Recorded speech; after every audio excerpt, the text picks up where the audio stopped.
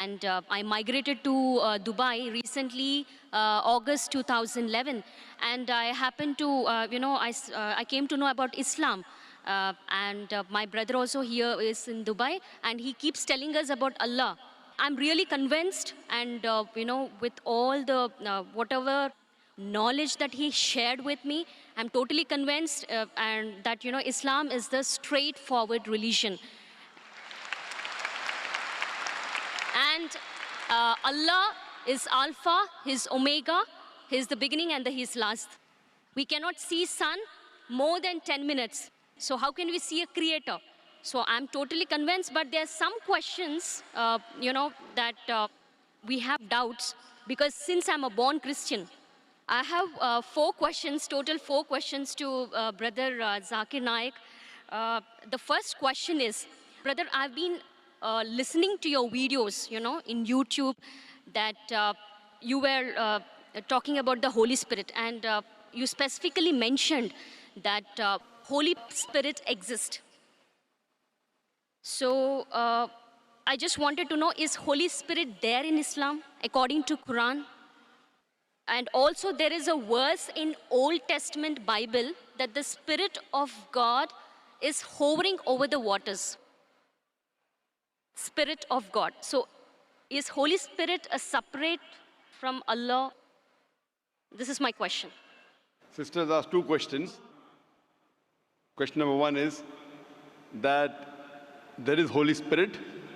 What is the meaning and who is this Holy Spirit as per the Quran, as per Islam, as compared to Christianity? And the Bible does say that the Spirit of God hovers above the water. What does it mean? Is the Holy Spirit separate than God? Sister, we asked 2 questions. If I answer these 2 questions, will you accept Islam? I have totally 4 questions.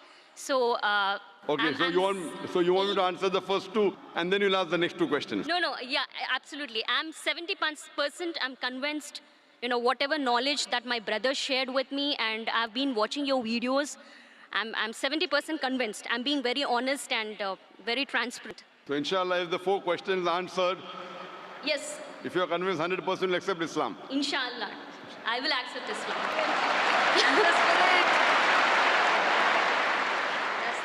The sister asked 2 questions, and after she'll ask the other 2 questions. That the Bible does mention about Holy Spirit. What is the reference of Holy Spirit in the Quran? What the definition of Holy Spirit, it is not the same as mentioned in Islam, because when the Christians, when they talk about the Holy Spirit, they assume it is part of the Trinity, the triune God, though the word Trinity doesn't exist in the Bible, nowhere. The Father, the Son, and the Holy Spirit. When they say Father, they think about Almighty God, like a Santa Claus sitting in the heavens with the earth at the footstool. When they talk about the Son, they think about Jesus Christ, peace be upon him, like Jeffrey Hunter in the movie King of Kings, with blue eyes and good nose, not a polyp nose like a Jew. When they talk about the Holy Spirit, they think about dove that came in Pentecost, or when Jesus Christ was being baptized. What is the Spirit that's mentioned in the Quran? What I believe is Quran talks about Archangel Gabriel. You are one of the angels sent by Allah subhanahu wa ta'ala, and one of his roles was to get the revelation to Muhammad sallallahu alaihi wasallam. And many other roles he has got. So we believe in the Archangel. So like that, if you say that there is a Spirit, we have no problem. But he's not part of the triune God. And both are separate. The angel, the Archangel Gabriel is separate than Allah subhanahu wa ta'ala. And the Spirit even mentioned in the Bible is separate than Allah subhanahu wa ta'ala. They aren't joined. This is the teaching of the church. Because the word Trinity doesn't exist anywhere in the Bible. But if you read the Quran, the Trinity is mentioned twice in the Quran. In Surah Nisa, chapter number 4, verse number 171, where it says, وَلَا تَقُولُوا ثَلَاثَةً. Don't say Trinity. إِنْتَوْ خَيْرٌ لَكُمْ. This says, stop, it's better for you. So Quran says, وَلَا تَقُولُوا ثَلَاثَةً. Don't say Trinity. And the same message is repeated in Surah Ma'idah, chapter number 5, verse number 73. It says, لَقَدْ كَفَّرَ الَّذِينَ قَالُوا. They are doing kufr, those who say that God is 3 in 1.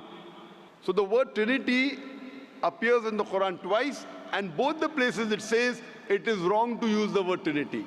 And in the Quran, it is mentioned that don't say Trinity, but the word Trinity doesn't exist in the Bible.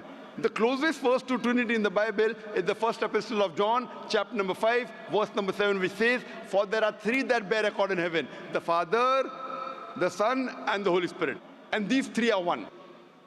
So this verse, if you read the Revised Standard Version of the Bible, revised by Thayru scholars of the highest eminence, Christian scholars, they say that this verse of first epistle of John, chapter number 5, verse number 7, is an interpolation, is a fabrication, is a concoction, and they've thrown this verse out of the Bible. So the verse in the Bible that was not talking directly about Trinity, but the closest to Trinity, is thrown out by the scholars of Christianity as a fabrication, as a concoction. So, but naturally the Spirit and Almighty God, they're two different entities. They're not the same. And in the Quran, it talks about Archangel Gabriel. He is the angel of Allah subhanahu wa ta'ala. Hope that answers the question, sister. Yes, brother. I would like to know your other two questions.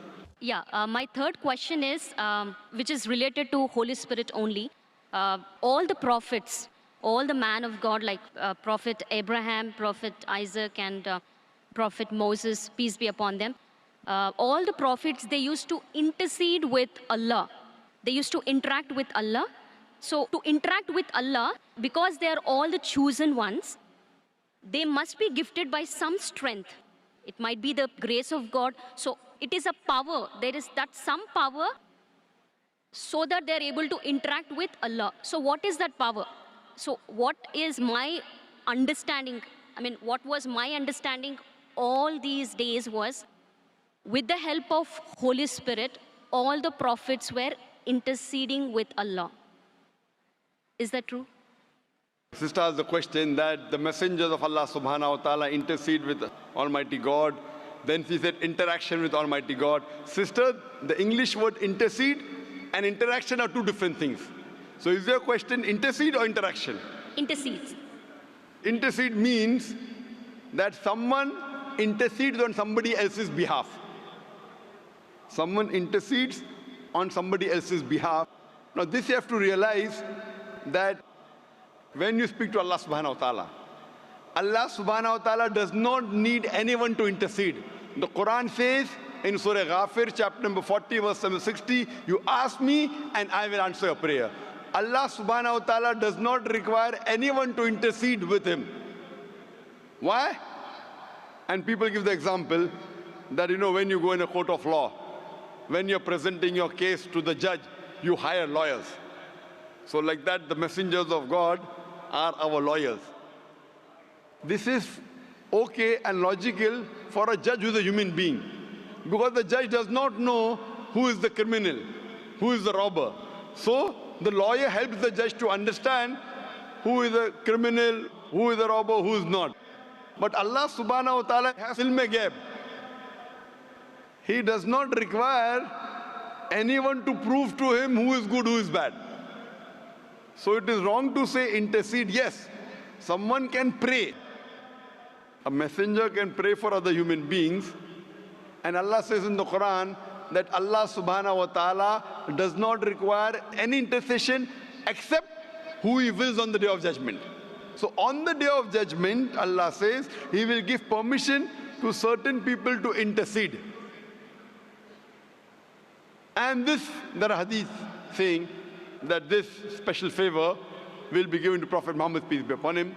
So what we know from the history of all the other scriptures, as well as the Quran, as well as the hadith, that the messengers of God, they interacted with Allah subhanahu wa ta'ala. They prayed for others. But if we use the Prophet to intercede, that means if I pray that if I go through this Prophet, following the commandments of Prophet is good. But if I pray to somebody else besides Allah subhanahu wa ta'ala, that's what many of the human beings do. They pray to human beings saying they are closer to Almighty God. So if we pray through Him, God will accept our prayer faster and better. This is wrong. We have to pray to Allah subhanahu wa ta'ala directly. These prophets of God, they are messengers. Yes, they have special powers. They have special powers. They can speak to Allah subhanahu wa ta'ala. And Allah subhanahu wa ta'ala chooses certain men amongst men, chooses certain men to communicate his message to the other human beings. These chosen people of Almighty God, we call as prophets or we call as messengers of God. So Allah subhanahu wa ta'ala selects certain human beings in the world to communicate his message to the other human beings. These are called as messengers of God. So there is communication between the messenger and Allah subhanahu wa ta'ala. But that does not mean that human beings can use these messengers to intercede. That if they pray to these messengers, Almighty God will listen to us. This is the teaching of the church. That you believe in Jesus Christ, peace be upon him, and all your sins will be forgiven. This concept doesn't exist in Islam and doesn't exist even in true Christianity. It is the teaching of the church, sister. Hope they answer.